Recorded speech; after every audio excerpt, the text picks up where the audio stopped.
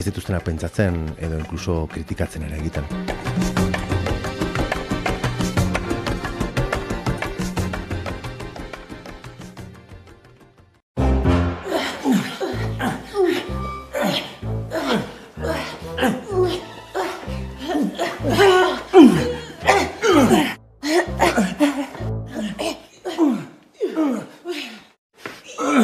Zaila izango da erabakitzea nork aukeratzen duen zer ikusi. Aldatu Euskaltelera Netflix, Amazon Prime eta Max Barne hilean 45 € ordainduta. Kontratatu 17:40 dendetan eta euskaltel.eusen. Euskaltel, zer nahi duzu bihar?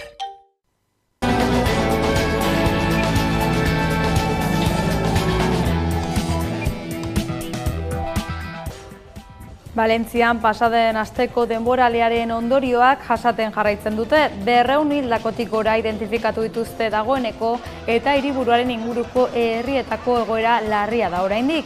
Atzo Paiporta bisitan herritarren haserrea izan zen nagusi Espainiako errege-erregina Pedro Sánchez eta Carlos Mazón ikustean. Euskal Herriak ere elkartasuna erakutsi nahi izan die valentziarrei eta laguntza ugari bidali da Euskal Nazioko hainbat puntutatik.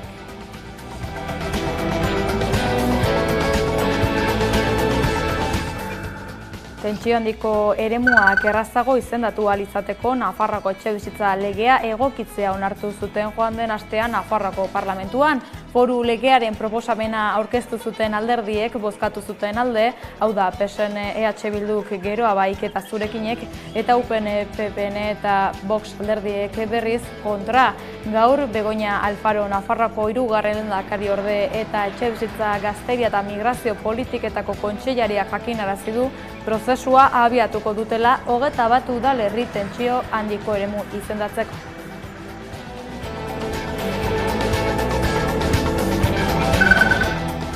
Koltxoiaren azpian gordeta zuen dirua ateratzea erabaki du Eusko Jaurlaritzak, finkatuz funtsean dituen 300 milioi euroetatik erdia inguru erabiltzeko asmoa du eta luze gabe gainera. Hurrengo urtean 150 milioi euro bideratuko ditu 4 enpresa estrategikoren akzioak erostera. Hala jasotzen da Ogasun eta Finantza Sailaren aurrekontu egitasmoaren memorian. Txostenean ez da esaten enpresa horiek zein diren eta Noel Dianjou sailburuak ere ez du zehaztasunik eman.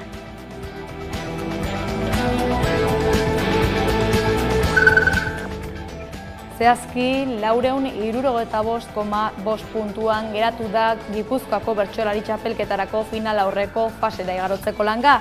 Final laurdenetako saio bana irabazita zuzenean sailkatzea lortu dute Alaia Martin Etxebestek, Beñat Gaztelumendi Arandiak, Unai Mendizabal Jauregik, Oiana Iguaran Barandianarenek eta azkenik baita Nerea Elustondo Plazaolak ere atzo Tolosan jokatutako fase horretako azken saioan gailenduta.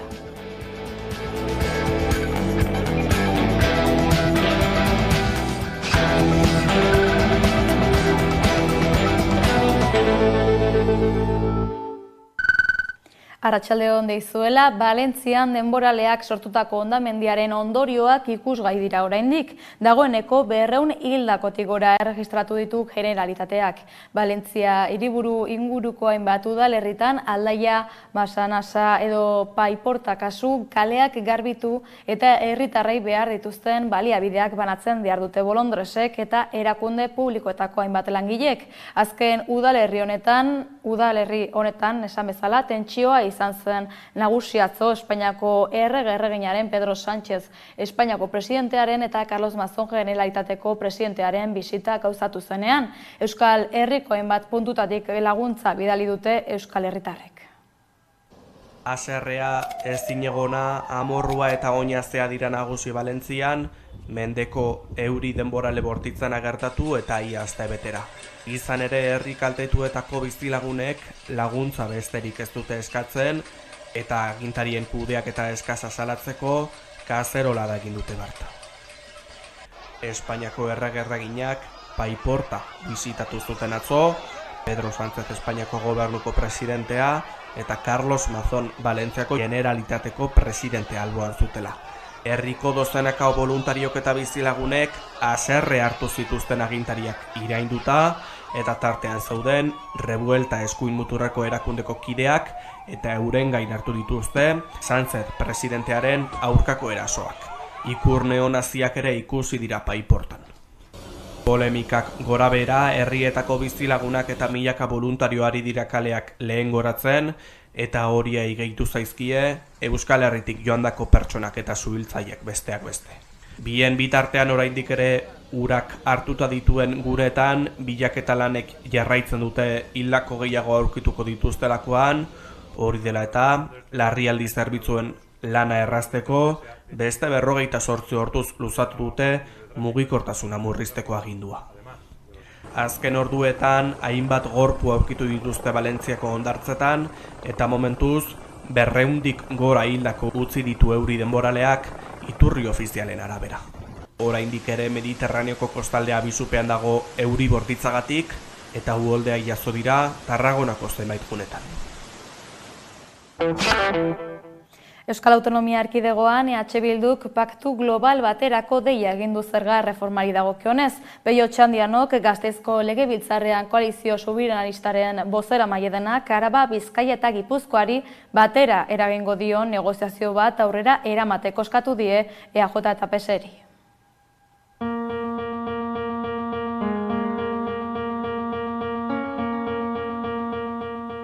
Paktu global bat, 3 herrialdei eragiten diena, hain zuzen ere, paktu global bat da. Oraindik ez ditugu terminoak ezagutzen, baina omen adostu dutena da, egin dute akordio politiko bat, EAJak eta PSek 3 batzar nagusitan onartzeko norma foral bat. Baina badokate arazo txiki bat, eta da borondate demokratikoak 3 herrialde hauetan utzi duen argazkia. Eta borondate horren ondorioz, EAJak eta PSek ez daukate gehiengorik ez Gipuzkoan eta ez da Araban ere. Eta guk uste dugu erreforma fiskala den sakonera handiko erreforma politiko bat ezin daitekeela, hasi EH Bildurik gabe. EH Bildu kanpo utziz, EH Bilduk irabazi zituen azken hauteskundeak Gipuzkoan eta Araban. Edozein kasutan 3. eragile politiko baten parte hartzea behar du erreforma fiskalak edo aurrekontuen onarpenak. Harmonizatu behar baditugu, politika publikoak bai diru sarrerei dagokionez eta bai gastuari dagokionez, hasi gaitezen hitz egiten. Zein da arazoa ez hitz egiteko fiskalitatearen inguruan?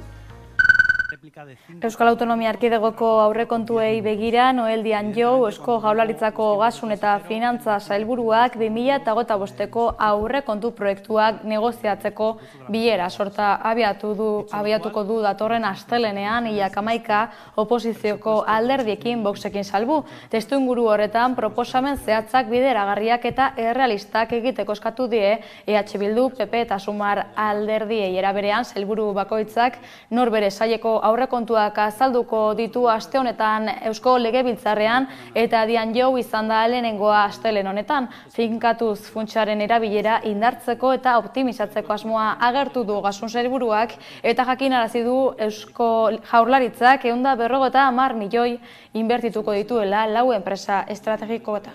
Onartu zen lege proiektua Jaurlaritzaren Gobernu Kontseiluan.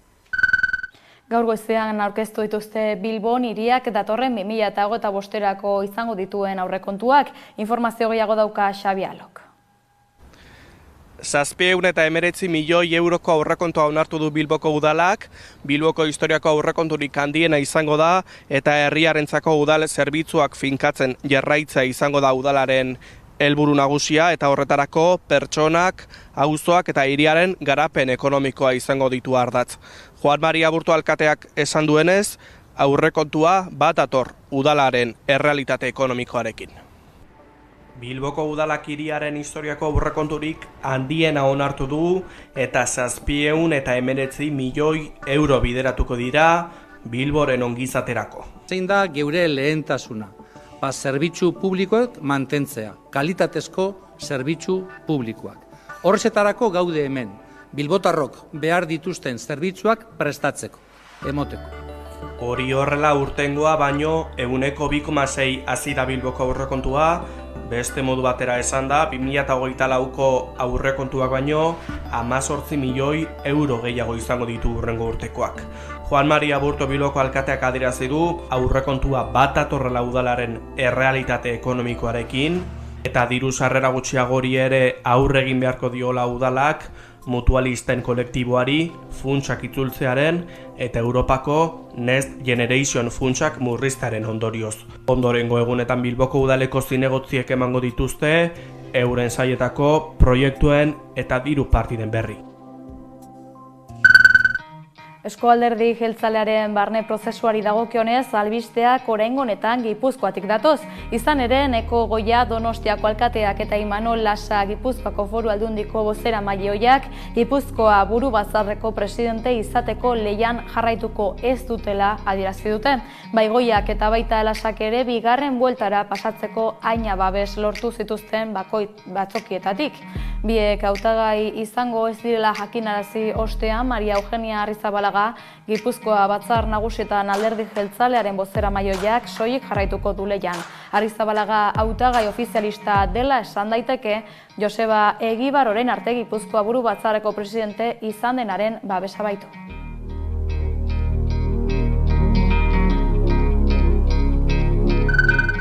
Nafarroako gobernuak prozesua abiatuko du 21 udalerri tentsio handiko eremu izendatzeko. Nafarroako herritarren 73,8 bizi dira udalerri horietan. Besteak beste, Iruñea, Tutera eta Altsasu izendatu nahi dituzte tentsio handiko eremu.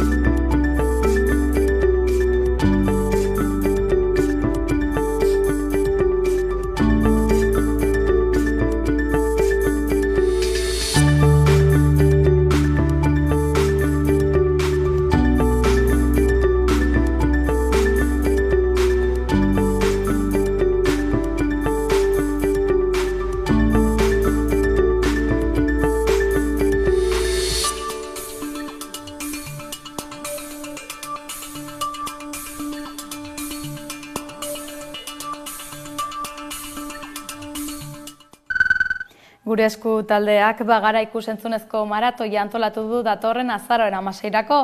Hala, 12 ordutako maratoia ikuskatu ahalko da geurean Hamaika telebistan. Honen bitartez, herri bat bagarela islatzea du helburu Gure eskuk taldearen esanetan.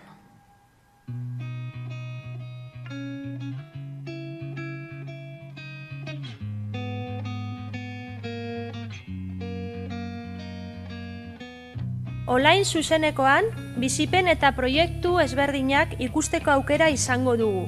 Gure eskuko kanalean zein Hamaika telebistan izango da ikusgai.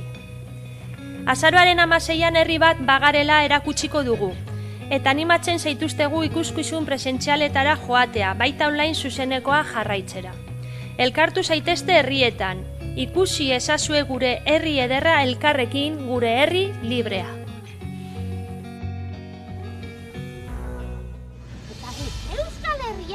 Oietako pieza txiki bat gara, gure hizkuntza, gure kulturarekin. Sentitu, pentsatu, beti! Denok elkarrekin! Herria gara, nazioa gara, euskara gara, eta erabakiko dugu gure esku dago! Gure esku dago! Ai, ai, ai, ai, ai, ai, ai, ai, ai, ai, ai, ai, ai, ai, ai, ai, ai, Altsasun pasaden ostegunetik igandera bitarte gauzatu dute Gazte Topagune Sozialista. Gazte Koordinadora Sozialistak eta ikasle abertzaleak talde kantolaturiko jardunaldi hauetako ekimen nagusia larunbatean gerra eta faxismoaren aurka eginiko manifestazioa izan zen. Urriaren 31tik azaroaren 3 bitartean izan da urtengo Gazte Topagune Sozialista Altsasun. 3 eguneko egitaraua prestatu dute Gazte Koordinadora Sozialistak eta ikasle abertzalekoek, askotariko hitzaldiekin, ikuskizunekin eta ekintzekin. Azaroaren 2an larunbatarekin manifestazio bat antolatu zuten. gerraren eta fascismoaren kontra mobilizatu ziren eta gazteak sozialismora batzeko deia zabaldu dute Altsasuko kaletan. Gerraren, fascismoaren eta arrazakeriaren aurka borrokatzeko berme bakarra sozialismoaren eraikuntza dela aldarrikatu dugu, azaldu dute antolatzaileek. Jortia plazan amaitu da manifestazioa eta bertan egin dute topaguneko ekitaldi nagusia. Atzoko manifestazioan, sozialismoaren aldeko aldarriz bete genituen Altsasuko kaleak. Gerra eta fascismoaren aurrean, gazteok sozialismora batzeko deia zabalduz. Argi adierazi dugu Euskal Herriko milaka gazte prest gaudela, mezu erreakzionario eta atzerakoiei aurre egiteko, eta sozialismoaren alde borrokatzeko. Aktualitate politikoaz eta dituzten erronkei buruz hitz egin dute. Era berean Israelgo estatu terrorista salatu eta Valentziako Dana hondamendiaren kaltetuak gogora ekarri dituzte ere. Ikuspegi internazionala erreibindikatzarekin batera JKS-ek eta IAK jakinarazi dute lan egingo dutela Euskal Herrian alternatiba sozialista indartsu bat sendotu dadin. Aurtengo topagunean, Euskal Herriko gonbidatu ugarik hartu dute parte gitarauan. J. Martina, Thatchers, Mirua, Einaute Lorrieta, Ibilbedi eta bar aritu dira emanaldiak eskaintzen besteak beste. Baina askotarikoak izan dira, Altsasun izan diren bestelako ikuskizunak ere. Boxeoa, Jamagoren magia, Asierka eta Antxon Telleriaren hondamendia humor ikuskizuna, suhiltzaileen erakustaldia edota pilota partidak egon dira. Gizarte arloan emakundek Euskal Autonomia Erkidegoan jasotako eraso matxisten inguruko zifrak eman ditu ezagutzera. 2024ko lehen 9 hilabetetan 5.268 eraso zenbatu dituzte. Egunon guztioi. Araban, Bizkaian eta Gipuzkoan aurtengo lehen 9 hilabetetan 5.268 eraso erregistratu dira emakumeen aurka. Hau da, 8% hazkunda izan da iazko aldi berean zenbatutako 4.869 erasoekin alderatuta. Emakumeen aurkako indarkeriagatik egunero batez beste 19 salaketa aurkeztu dira. Emakunderen datuen arabera Europa Presak jasodakoaren arabera. Eraso motei dagokienez sexu askatasunaren aurkako delituak 474 izan ziren 2023ko urtarriletik irailera bitartean, eta 550 zenbatu dira aurtengo aldi berean, 116 gehiago. Bikotekideak edo bikotekide ohiak eragindako indarkeriak berriz 6,9 egin du gora. Iaz 3.569 izan baitziren eta aurten 3.815. Era berean 8% igo dira familia barruko indarkeriagatiko salaketak, bikotekideak edo bikotekide ohiak eragindakoak ez direnak. 836 eraso izan ziren iazko lehenengo 9 hilabetetan, aurtengo aldian berriz 903 izan dira. Lurraldeka nabarmentzekoa da Gipuzkoan emakumeen aurkako erasoek 15,7 egin dutela gora, 1.733 salaketa jarri baitira aurten. 2023ko urtarrietik irailera berriz 1.498 izan ziren. Bestalde Araban zenbatu da emakumeen aurkako indarkeriagatik bigarren igoerarik handiena, 10,2 hazi da. Orotara 854 eraso erregistratu dira, aurreko urten 766 izan ziren. Azkenik Bizkaian ere eraso kopurua handitu da, naiz eta Araban edota Gipuzkoan baino igoera txikiagoa izan den. Bizkaian 3% igo dira emakumen aurkako indarkeriagatiko biktimizazioak, 2.691 delitu erregistratu dira. Iazko urtarrietik irailera bitartean aldiz 2.615 delitu zenbatu ziren. Datuak kezkagarriak dira urtez urte emakumen aurkako eraso kopuruak hazten baitoaz. Indarkeria matxistari jarraiki Arabara goaz izan ere bertan Arabako lautadako kuadrillak programa bat jarri du martxan emakumei indarkeria mota honetatik alde egitea bideratuko diena. Proiektua eraso matxistak jasan dituzten hainbat emakumerekin elkarlanean sortu dute.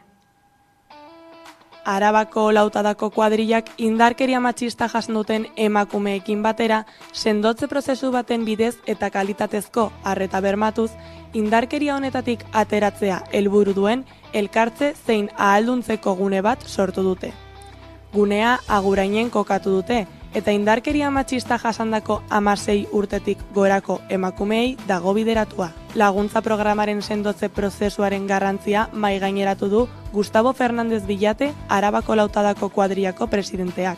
Programak ahalduntze individual zein kolektiborako emakumeen talde saioak eskainiko ditu. Gizarte hezitzaile zein psikologoz osaturiko talde bat izango dutelarik eskuragarri. Halaber, doako lege aholkularitza zein adingabeekin familia bateragarri egoteko haurtzaindegi bat eskainiko duguneak. Parte hartzaileek tokiko gizarte zerbitzuek eta gizarte ongizaterako foru erakundeak kudeatutako gailu publikoetarako sarbidea izango dute. Udalerriek ere laguntza eskainiko diete bertaratutakoei, kuadrillako erakunde feministekin koordinatuz. Honek laguntza eta babesa sozial eraginkorragoa bermatuko duela adierazi dute. Programara hurbildu nahi dutenak Lautadako kuadrillako gizarte zerbitzuekin eta berdintasun zerbitzuarekin jarri beharko da harremanetan. Hau ez ezik, agurengoa ez den beste udalerri bateko emakumeek bertaratzeko garraio zerbitzua izango dute eskuragarri. Iruñeko udalak Salvador Pinakui omenduko du azaroaren 6an. Pinakuik Nafarroako hiriburua urez hornitu alizatea albidetu zuen 1874an hiriak blokeo karlista jasan zuenean. Iruñeko udalak Salvador Pinaki omenduko du azaroaren 6an blokeo karlistan ura hirira igo zeneko 150. urteurrenarekin bat eginez. 1874ko azaroaren 6an berriro ere ura zerien Iruñeko iturriei. Tropa karlistek hiria irailaren 3 geroztik blokeatuta zuten arren eta horretarako subizatik hornitzen zen ura moztu zuten arren. Salvador Pinakik aste gutxiren buruan gauzatu zuen Kaparrosoren errotaren inguruan aurkitu zuen iturburu batetik egungo San Ignacio Eliza dagoen lekuan zegoen hurbiltegira ura eramateko proiektua. Urori igotzeri esker, Iruñak karlisten erasoari aurre egin ahal izan zion, eta 1875ko otsailaren 2an blokeoak kendu zuten, Iruñako udalak azaldu duen bezala. Iruñeko udalak efemeridea azaroaren 6an bertan eginen duen ekitaldi programa batekin ospatu nahi du. Ekitaldi programa horrekin hasteko, Salvador Pinakiren omenez jarriko den plaka bat estalgabetuko dute kale nagusiko 14. zenbakian. Ura bizizan zen eta haren galdaketa negozioa zegoen lekuan. Gerora Kasa Santzena izenez ezagutuko den leku hori. Joseba Siron Saez Iruñeko alkateak eta hirigintza batzordeak parte hartuko dute ekitaldi horretan. Ondoren, hirigintza batzordearen saioan, haren figura eta lana aitortzeko adierazpen instituzional bat onetsiko da. Halaber, argi berdea emanen zaio aitorgitza gisa espazio publiko bat eskaintzeko proposamenari. Arratsaldean 7etan, Iruñeko alkateak Nuevo Casinon eginen den mahai inguru bat moderatuko du Salvador Pinaki eta Iruñeko lehen industrializazioari emandako bultzada izenburupean. Azkenik, azaroaren 6tik 10 fotokol bat jarriko da udaletxeko ezkaritzean Pinakik hirian utzi zuen eta kasu askotan oraindik ere goza daitekeen ondarean oinarrituta. Araba, Bizkaia eta Gipuzkoan zahar egoitze plazen 9% soilik kudeatzen dira egitura publikoen bitartez. Naiz medioak argitaratu duenaren arabera, gainerako 91 erakunde pribatuen esku daude, naiz eta plaza horietako batzuk titulartasun publikoa izan. Naiz edabideak plazaratutako datuen arabera, Araban, Gipuzkoan eta Bizkaian dauden 20.000 erresidentzia plazetatik soilik 9% dauka kudeak eta publikoa. Gainerako 91 erakunde pribatuek kudeatzen dute, gehienak irabazi asmoa duten enpresa pribatuek hain zuzen. Aldundiek administratzen duten zerbitzua den heinean egoera ezberdina da herrialde batetik bestera. Datuen arabera, Araban erresidentzia plazen 30,60% da titulartasun publikoa, baina guztizkoaren 24,12% baino ez da kudeak eta publikokoa. Gainerakoak itunpeko plazak edo plaza pribatuak dira. Bizkaian banaketa antzekoa da titulartasunari dagokionez. 26% aldundiarena edo udalena baita. Hala ere, plazen 86% modu pribatuan kudeatzen da. Gipuzkoan ordea plazen 47% da titulartasun publikokoa. Gainerako herrialdeetan baino nabarmen gehiago. Hala ere, plazen 10% bakarrik kudeatzen da modu publikoan. Sindikatuek eta erabiltzaileen senideen elkarteen arabera, datu kezkagarriak dira plazaratutako hauek. Izan ere, sindikatuek eta elkarteek adierazi duten bezala, erresidentziak kudeatzen dituzten irabazi asmoak dituzten enpresek gastuak murrizten dituzte langileak kontratatzerako orduan. Ratioak desegokiak bilakatuz eta zerbitzua orokorrean okertuz. Gaur jarri du martxan Osakidetzak COVID eta gripearen txertaketa kanpainaren fase berri bat. Hala, astelehen honetatik aurrera txertoa jaso nahiko lukeen herritar orok eska dezake horretarako aurretiko hitzordua.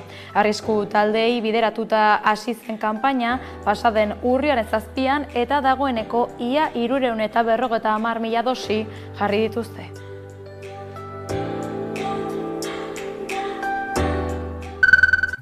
Donostian kalean lo egiten duten herritarren kopurua bikoiztu eginda azken 2 urteotan. Pasaden urriaren 23-tik 24 gauean gauzatu zen zenbaketa eta herritarron harrera sarearen arabera 413 pertsona zenbatu zituzten 2022an baino 183 gehiago. Egoera hau kontuan hartuta taldeak Laseirena aterpetxea irekita mantentzea eskatu du negu osoan zehar.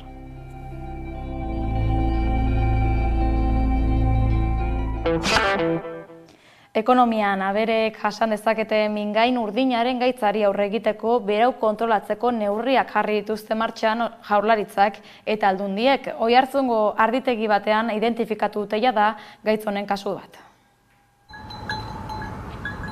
Arabako, Bizkaiko eta Gipuzkoako Foru Aldundiek eta Eusko Jaurlaritzak mingain urdina izeneko gaitza kontrolatzeko neurriak aktibatu dituzte Gipuzkoan kasu bat atzeman ondoren. Erakundeek asteak daramatzate ganadu guztiari txertoa jartzeko gomendatzen. Jaurlaritzak adierazi du 3 lurraldeek mingain urdini gabeko eremu izatari utzi diotela eta abere eta neurri sanitarioak hartu dituztela gaitzari aurre egiteko. Argi utzi dute mingain urdina ez zaiela pertsonei transmititzen eta batez ere ardi aziendari eragiten diola eta neurri txikiagoan behi aziendari. Horren aurrean nahitaezko zaio du txertoa jartzea 3 hilabetetik gorako abereei. Orain dela 4 urte desagarrarezi zen mingain urdina Araban, Bizkaian eta Gipuzkoan Jaurlaritzaren arabera ardi azienda eta behi azienda guztia txertatu ondoren. Badatuela 2 aste Gipuzkoako Foru Aldundiaren Fraisoroko laborategian mingain urdinaren kasu susmagarri bat atzeman zuten Oiartzungo ustiategi bateko ardi batean. Laginak Algeteko referentziazko laborategi nazionalera bidali zituzten eta iragan astean egiaztatu dute mingain urdinaren birusaren 8. serotipoa dela. Gaitza gertu den ustiategian 95 ardi, 5 auntz eta 19 behi zeuden. Gaitza zuen ardiak gaitzarekin bateragarriak diren sintomak zituen, eta azkenean akabatu eginda. Gipuzkoako Foru Aldundiak ustiategiko gainerako aberen laginak hartu ditu eta guztiek negatibo eman dute mingain urdinaren PCR-ean. Abereen gaitz hori eltxoen ziztadaren bidez transmititzen da hausnarkarien artean eta orain dela 4 urte ere agertu zen Euskal Herrian. Orduan gaitza txertaketa espezifikoaren bidez kontrolatu eta desagerrarazi zen, eta frogatu zen txertaketa eraginkorra zela gaitz hori kontrolatzeko eta gaitzaren aurka borroka egiteko, eta 2022aren amaieran gaitzetik libre geratu zen. Joan den astean baina EAeko agintarieko hartarazi zuten gaitza agertzeko arrisku handia zegoela inguruko egoera epidemiologikoa zela eta beltzainei dei egin zieten aberen txertaketak areagotzeko gaitza agertza prebenitzeko eta edozen susmo izan ez gero ahalik eta azkarren jakinarazteko. Aste honetan kirol arloan gimnastika, saskibaloia eta eskubaloiari buruz mintzatuko da gure kolaboratzaile Jon Hernandez. Kaixo, zer moduz, kirolari dagokionez, gaur gimnasiarekin hasi behar du. Izan ere, 8.500 sale baino gehiago gozatu zuten munduko gimnastika erritmikoko izar konstelazioarekin Barakaldon. Bilbao Exhibition Center hain zuzen ere, ospatu den 18. Euskal Gym nazioarteko galan pasaden larun batean. 2024ko Parisko Olimpiar Jokoetako podium olimpiko osoa egon zen. Alemaniako Darja Bartholomew, Bulgariako Boriana Kalein eta Italiako Sofia Raffaeli urrea, zilarra eta brontxea Parisen ikus-entzuleak unkitu zituzten. Olimpiara domina irabazleen gain beste figura batzuk ere aritu ziren Bizkaiko tapizean, hala nola Alemaniako Margarita Kolosov Esloveniako Ekaterina Bedeneva edo Italiako Milena Baldassarri diploma olimpikoa lortu zutenak jokoetan. Estiliana Nikolova, Helene Kerbanov, Espainiako senior taldea eta Eneko Lanbea ere munduko mailako erreferentziazko ekitaldi honetan izan ziren. Gainera, beste aldetik, saskibaloiari buruz ere hitz egin behar dugu. Emakumezkoen Endesa Ligako 5. jardunaldian Ardoik goi mailan lehen garaipena erdietsi zuen, etxean, Zeltari 81 eta 72 nagusituta. Partida osoan zehar aurretik joan zen talde nafarra, eta 47 eta 40 emaitzarekin joan ziren atsedenera. Azken laurdenean gauzak estutu egin ziren, baina Ardoik aldeari eutsi ahal izan zion. Kutxaban Araskik berriz ezin izan zuen irabazi, lehen laurdenetik Osono Jairisek izan baizuen aginte makila. Bigarren laurdenean ere gidoi bera izan zuen partidak. Atsedenera, 28 eta 36 heldu ziren. Hirugarren laurdenean indarrak aitu zaizkie eta azkenekoen markagailuko aldea jada handiegia izan da. Porrota honekin talde gasteiztarrak sailkapenaren azken postuan jarraitzen du garaipen bakarrekin. Lointek Gernika Bizkaiak ere porrota jaso zuen Kadin Laseuren aurka, 75 eta 72. Gernikarrek azken unera arte borrokatu zuten, baina sorterik gabe eta jaurtiketetan asmatu gabe oso zaila izan zen etxetik urrun irabaztea ligan. Orain, 2 asteko geldialdia izango dute azaroaren 14 arte. Ferrolen aurka izango da hurrengo partida, Malosten. Valentziak eta IDK Euskotrenek elkarren aurka jokatu behar zuten partida berriz atxeratu egin da Goialdeko borraskak Valentziako erkidegoan eragin duen egoeraren ondorioz. Azkenik, eskubaloiari buruz ere hitz egin behar dugu. Polonian konpromiso erabakigarriaren bezperetan Super Amara bera konfiantza erregaia kargatu zuen.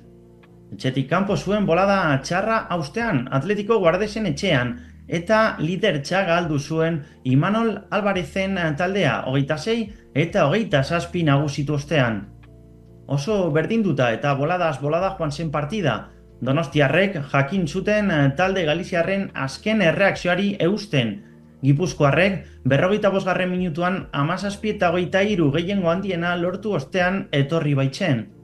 Imanol Alvarezenek jakin zuten etxeko taldearen baloi galtzeak baliatzen alde handitzeko, baina azkenean sufritu egin zuten garaipen garrantzitsu bat lortzeko. Pistara beti gogorra den garaipen sufritua.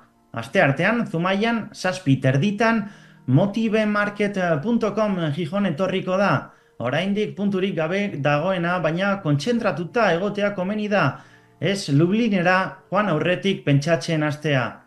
Bestalde, beti onak eta Zuazok ez zuten garaipenerako aukerarik izan. Etxean jokatuta ere, Costa del Sol Málaga 27 eta 30 eta Rocasa Gran Canaria 18 eta 27 taldeen aurka urren zurren. Heldu gara amaierara, informazio gehiagorako badakizue sartu 11.eus atarian. Arratsaldeon pasa.